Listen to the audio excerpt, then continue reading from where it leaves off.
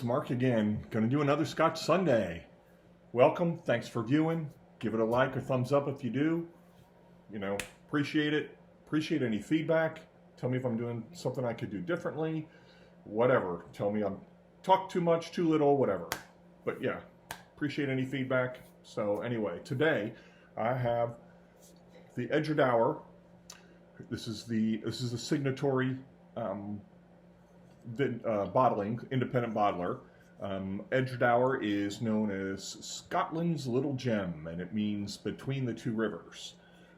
They used to be the smallest distillery in Scotland, but now I think they're the second smallest, but they've just expanded, so that's probably not even going to be the case anymore.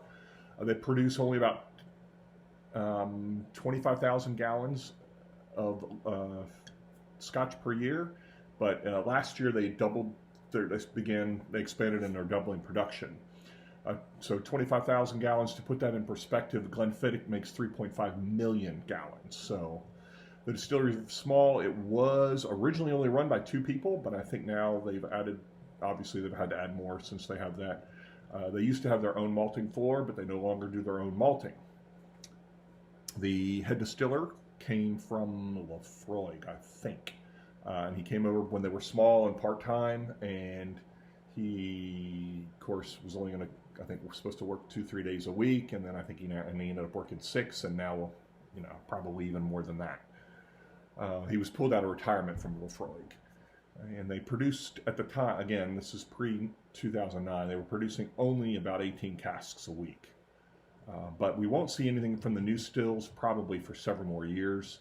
So right now we're still seeing probably those, what we're seeing is from those smaller batches. Let's see, they were established in Edradour. Edradour was, and that is the correct pronunciation. So if you run a whiskey school in Austin and say Edradour, I think you should know better. Kind of like that whole Johnny Buchanan's kind of argument. I get his argument in that a bartender should know what it's called. So same thing, if you run a whiskey school, you might want to look up how to pronounce it. It's not that hard. So, and it was established in 1825 as a farmers collaborative. It was formerly owned by Pernod Richard until 2002. And Richard, they own, I think, a lot of different types of spirits. I think they maybe have some vodka or something. And maybe cognac and various other spirits, but they sold out to the Signatory group, and so that's now who owns it. So yeah, so it's an independent bottler, but they own a distillery. So is it really an independent bottler? So this is an independent an independent bottling of their own distillery. I don't think that quite makes sense, but okay, whatever. Oh yeah, and I think part of the reason Signatory got involved in this was because it's getting harder and harder for independent bottlers to find casks. So I think that part of the reason why they decided to buy the distillery. I'm sure it's part of it, but not all. They are not the smallest distillery, as I said, by volume. They're not even the smallest by square foot. But where they are the smallest is they actually have the smallest stills. They are the smallest stills that are legally allowed to be run in Scotland. So, with that said,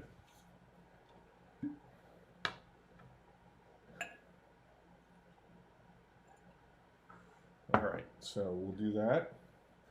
Let me run it around. Ooh, poured a little heavy. Yeah, that's a pretty good pour. It's not too heavy. So, I actually was going to tell you this in that I actually did this video a while ago when it was brand new, but the video didn't work out, so I'm having to do this one again. And this is a 10-year-old. And I believe this is, they are aged in Oloroso sherry butts, is what it's matured in. And it's natural color, and it is un-chill filtered. 46 ABV, distilled in October 2006, bottled in April 2017. It's bottle number 188, cask number 350. There is nothing written on there, so I think that's pretty much everything I can tell you about this. This is the 2006, and this is, what else? I guess that's everything. Let me first show you some color. You can see this is very dark for a 10-year-old with no color. So I'm assuming these are first fill sherry butts. So, all right, we've given this a little time to air. You can see very, very dark. All right, let's see what we got. This is the, 2006.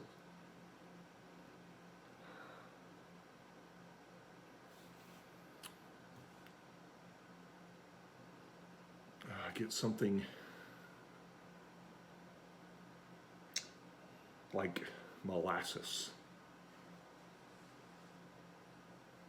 Yes, very, very strong smell of molasses in there. Some dark fruits. Some coffee.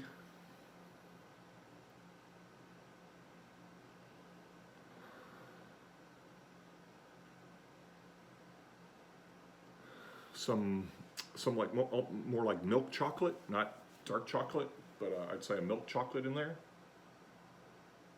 Definitely some fruits coming through. It's dark fruits like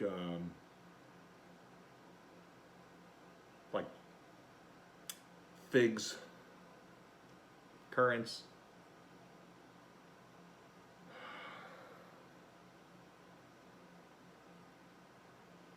Okay. Yeah, definitely some dark fruit, molasses, a little bit of coffee, and some milk chocolate. So we'll give it a taste.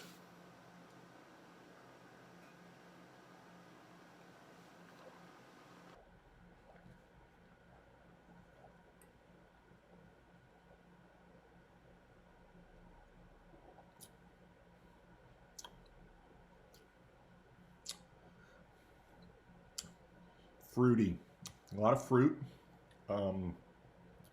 like black cherries, some figs, maybe. Not getting much pepper for a 10-year-old. I would have really expected this to be a little hotter, but it's smooth. Cherries really, really, really come through.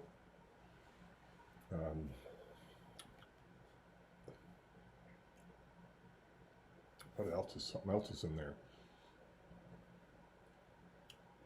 Yeah, figs, maybe dates.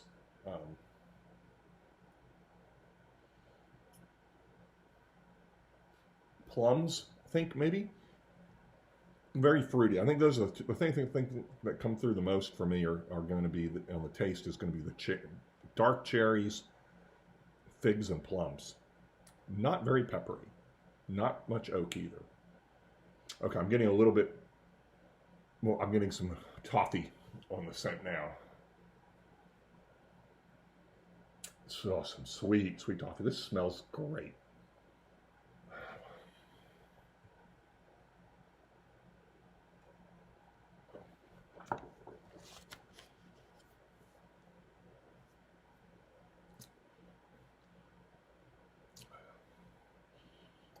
I'm going to say that finishes medium. And on the finish, there's some walnut. Definitely that cherry comes through.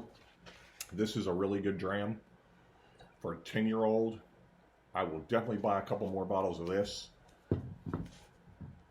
I'm really torn on this. This is really good. Gosh, I would keep this in my collection all the time. This is at least an 8. This is between an 8 and a 9. I want to call it, gosh, that's tough. I don't like doing 0.5s because it's like, dude, pull the trigger. It's one or the other.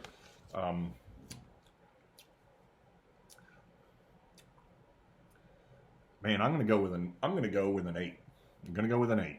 Gosh, it's close to a 9 though. But nonetheless, really good dram. Thanks for watching.